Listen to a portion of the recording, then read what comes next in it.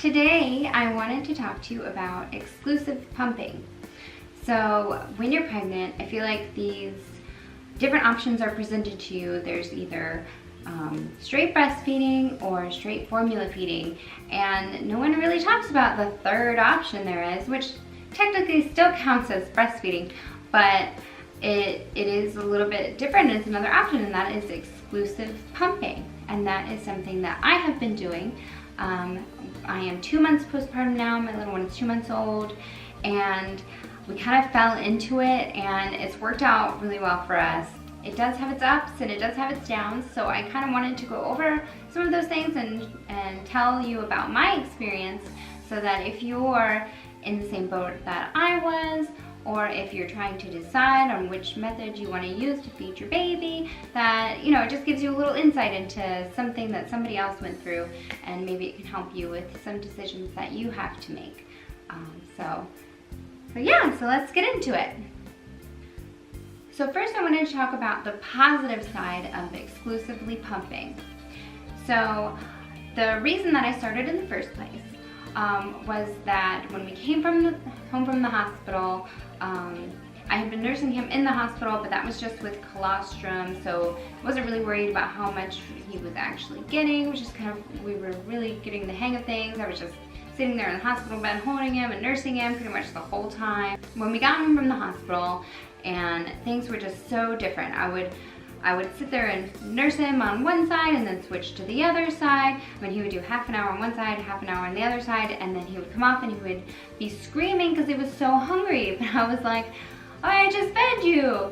So I came to the conclusion that, he's just not really getting much out. He would fall asleep. I'd do all the little tricks of trying to wake him up, tickle him, get him undressed, keep the AC down, and rub behind his ear. I kind of tried all of these little tricks, but nothing really kept him awake. And I've read online that this is a really common problem with newborns, and a lot of people overcome it and go on to breastfeed just fine. But our little guy just wasn't really getting anything out. He was screaming. We have a 5-year-old that we have to tend to as well, and it just kind of was creating like this really hecticness, and I wasn't sure if it was a supply issue or what was going on. So I got a pump and started pumping, and then whatever I pumped we would put in a bottle and feed to him, and we figured we'll do it this way, while he's learning how to nurse. I would still be feeding him with a bottle, but I'd let him nurse every once in a while and try to get him used to that also. And he still latched and he was still good to go, but he really was just like pacifying whenever I had him latched and tried to nurse him. And then with the bottle he'd be eating, so it comes out of the nipple a lot faster and they don't have to work for it. So we figured this is good while he's a newborn in this stage. It works for us, it works for him, he's happy, he's not screaming of hunger all the time. And then, a month passed and we kept on going with that, and now we're at 2 months and we're kind of in the same boat still. He isn't really great at nursing, which maybe some of it's my fault because I really don't let him practice that much, because I do just pump and put him on the bottle, and that seems to be good to go. But it has been working for us. There are some downsides. It seems like the consensus I'm getting from the pediatrician is that they are more fans of just straight nursing, because they say it is something that's more sustainable than being able to continue to pump and feed, because of the extra time and effort that it takes to do that. So I wanted to present some of the things to you, and let's start with the positives of exclusively pumping. So the positives of exclusively pumping, other people can help you feed him, which is great, and really helps with those late night feedings that happen multiple times throughout the night. My husband gets up and I get up, and I don't feel like I'm alone in getting him up and feeding him and putting him back down while watching my husband sleep, because that would get old really fast. But it's nice to be able to have other people help, and I've already dropped him off at my mother-in-law's house a few times while I ran off and did some things and she could feed him. I just brought a bottle of pumped milk and it worked out really well. So it's nice to be able to have other people help you, and it takes some of the burden off, especially in these early weeks that are so demanding. The second thing that's really great about exclusively pumping is that you can build a freezer stash, and especially if you start pumping really early on and you do it consistently, many times throughout the day. It's supposed to kind of imitate nursing, so every 2 to 3 hours within that first 8 to 12 weeks while your supply is building, if you are consistent with it, then you can really build a serious supply of milk. And you can stash it away in the freezer and have a really great freezer stash. So in the beginning I was pumping just like 2 ounces at a time, and then it grew up to like 4 ounces and then 6, and now if it's spaced out enough I get like sometimes 8 ounces to even 16 ounces at a time. It is crazy how much milk I am producing right now. And my freezer stash is about 1,000. I have 1,080 ounces in the freezer outside. It's insane. It's stuffed to the brim, and we're actually gonna have to go get a bigger freezer and replace it because if I'm gonna keep going like this, because there is just so much milk in there. So it's really good for building a freezer stash that you can dip into when you stop nursing, or when you're gonna leave them with somebody else and that kind of thing. I've been building the stash since about like week 2 or 3, and I have about 2 months worth. So if I decided to stop nursing right now, I would have enough milk to continue breastfeeding him until he was 4 months old. But I'm gonna keep going for a little bit longer. My goal is to have him on breast milk at least until 6 months. It would be ideal to get to a year, but myself, being that I'm going to go back to work and just my lifestyle and our lifestyles as a family, I don't know if that's feasible. So 6 months is the goal that I am setting for us right now. Another great thing about exclusively pumping is that you can tell how much your baby is eating. This isn't super important for a lot of breastfeeding moms. I mean, you just kind of go by how the breasts feel, how much weight your baby is gaining, all the poopy and pee-pee diapers. But for me, in the beginning, as rough as it was, and as long as I was nursing him and then he would come off crying, it's nice and comforting to know exactly how much he's getting now when I'm feeding him with the pumped milk from the bottle. So I know that every 2 to 3 hours he's eating anywhere from 2 to 4 ounces, and of course he is still gaining weight and he is still having those dirty diapers, but it's just peace of mind that he's actually getting the food. It's just this weird satisfying feeling knowing that your baby is actually eating. So that's been nice to have that peace of mind. A super huge plus with exclusively pumping versus formula is that the bottles stay good at room temperature for anywhere from 4 to 8 hours, depending on the temperature of the room that it's in. Since we always have our AC down really low, ours lasts for about 8 hours, which is awesome, and it just makes life a lot easier. With formula bottles, if I remember correctly, you can only leave them out for like an hour, maybe 2 hours, and then you have to dump them and make a new bottle. So there's a lot of waste. With the breast milk being in a bottle, there's not a lot of waste, which is really nice. And it makes it easy to throw a bottle in my bag and head out the door, and to leave a bottle on the counter that he didn't quite finish and then still give it to him later. So yeah, there's definitely way less waste than with formula, which is awesome. And it makes it really easy to keep a bottle in the bag, not have to worry about prepping and all of that stuff. So definitely a plus. With exclusively pumping, just the same as formula feeding, I know this is not the same for everybody, but for me, it was definitely easier to feed on the go. I have never been an exclusive breastfeeder straight from the breast.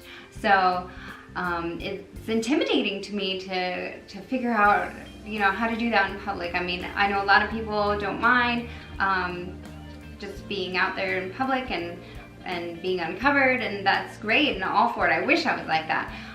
But for me, I just I got very uncomfortable. I wanted to cover up, and I was like, it wasn't easy for me. So it's a lot easier just to grab the bottle and feed him and be done with it. So that for me has been really great.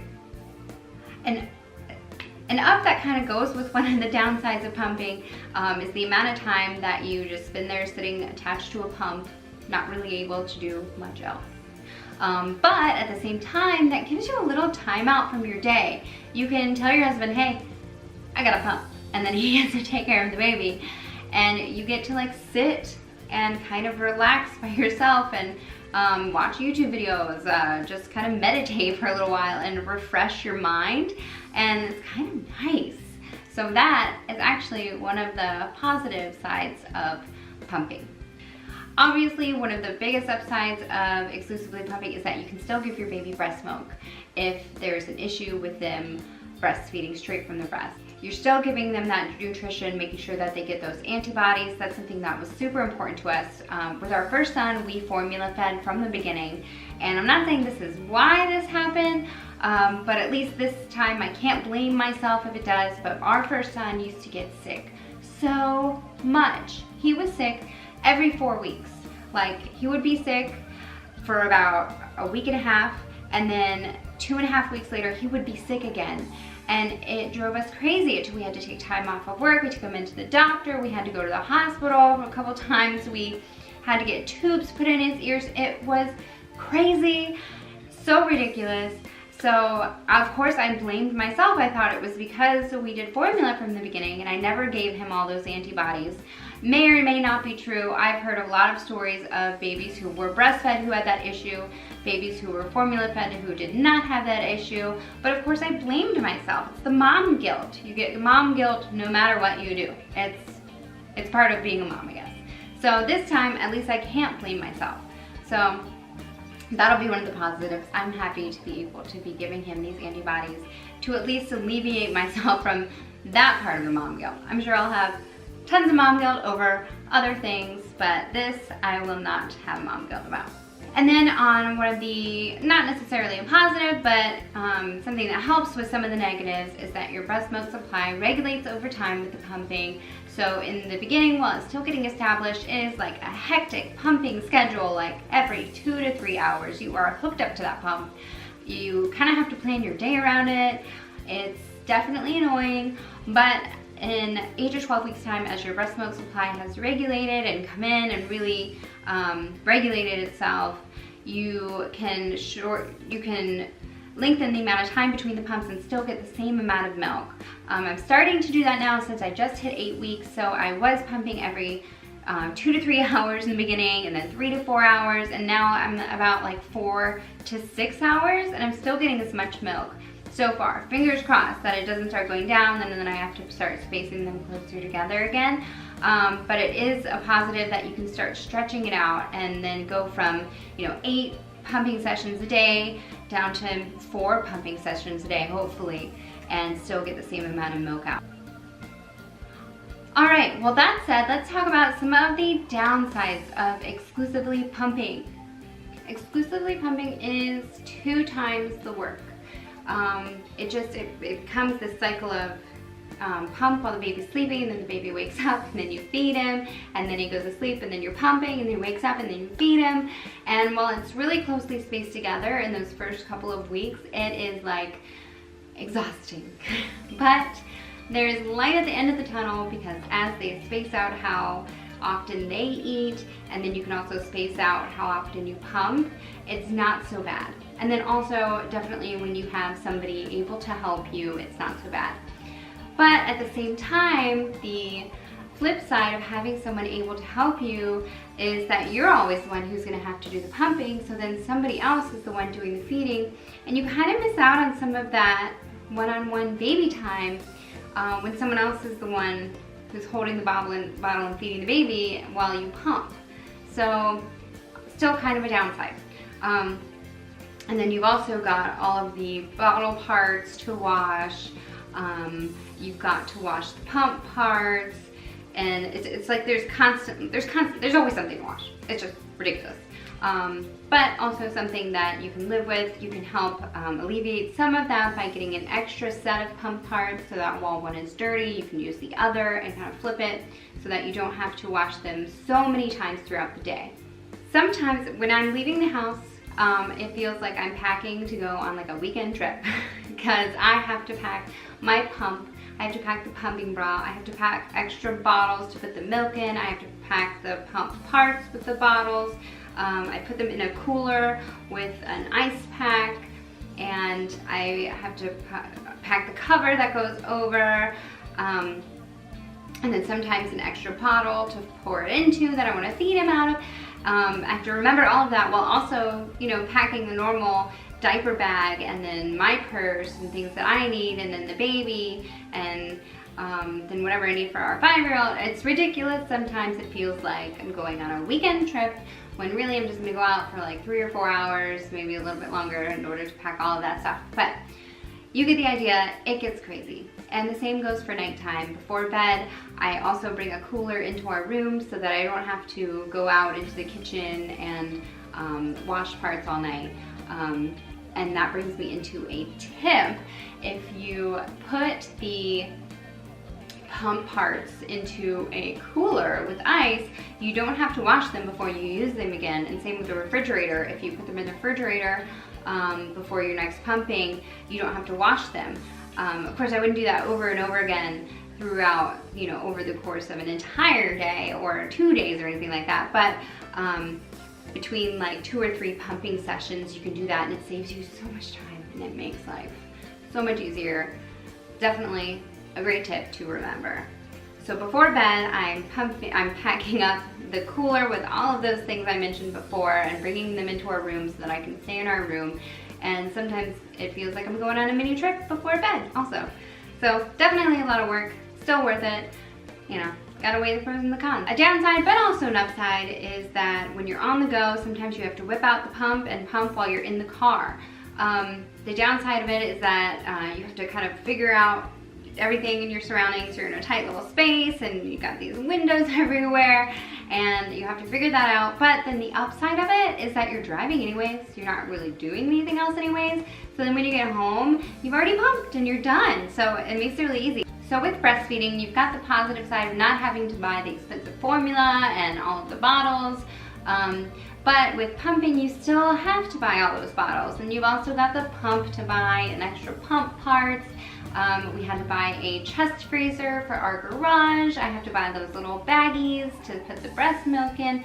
The next downside, which is not always a downside, it could go either way, is that you kind of end up creating this oversupply, which on the good side, it helps you build your freezer stash, and you always have an excess of milk, more than your baby needs to eat. But then on the downside of it, you have an oversupply and you have to get that milk out more often, and you do have the risk of getting a clogged duct, being engorged all the time, and possibly mastitis. I haven't experienced that yet, but I really don't want to, so I have to try to be a little bit more diligent when I feel them getting full. I gotta get that milk out of there, so I gotta pump. So sometimes I may not even be able to stretch it like a full 6 hours. At 4 hours, I'm feeling like I need to get that milk out of there, so I gotta do it. So that's just something else that, you know, has a little bit of a positive and then also a little bit of a negative. So I do want to make a video where I show you my pumping routine and some of the different parts and pieces and supplies that I use, and kind of what the general day in the life of an exclusive pumper is. But for now, I just kind of wanted to go over some of the positives and some of the negatives with you, and tell you about the journey of exclusively pumping that I have been on. Now hopefully it will help you with a decision that you have to make regarding whether you want to do just straight breastfeeding or exclusively pumping or formula feeding. Like I said, it's so crazy. There's this third option. I mean, it is breastfeeding, but a different method of getting it out and giving it to your baby that I feel like I didn't know about. So it's nice to know that there is that other option out there in the event that feeding straight from the breast doesn't work for you. So I am not a lactation consultant, I am not a doctor by any means, so this is just straight my experience, my opinions. You know, I'm not telling you one way or the other to go, not downing on either choice that you want to make. I have not breastfed straight from the breast exclusively before, but I have been an exclusive formula feeder before, so I can just tell you my experiences and wanted to share with you that. So I hear my little one making a little bit of noise out there. I guess he is getting a little bit hungry, so I'm gonna have to feed him. I'm also gonna have to get to pumping here in a few minutes. I can feel things getting a little bit painful. But thank you so much for watching. If you like this video, give me a big thumbs up. If you want to see more on the subject, or if you have any questions for me about exclusively pumping, go ahead and leave in the comments below. And thank you so much again. I'll see you soon. Thanks. Bye.